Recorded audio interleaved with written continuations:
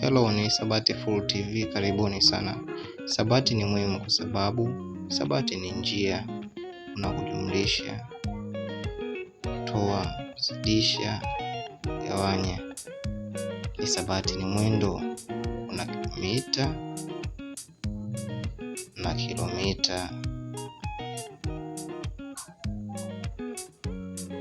Hisabati ni vipimo, una urefu na upana. Hisabati ni maumbo, una duara, pembe tatu,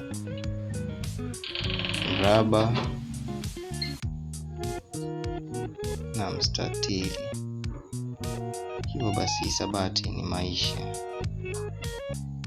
Usisahau kulike, kusubscribe na kucomment katika channel yangu Hisabati Full TV. Mpaka wakati mwingine. Asante.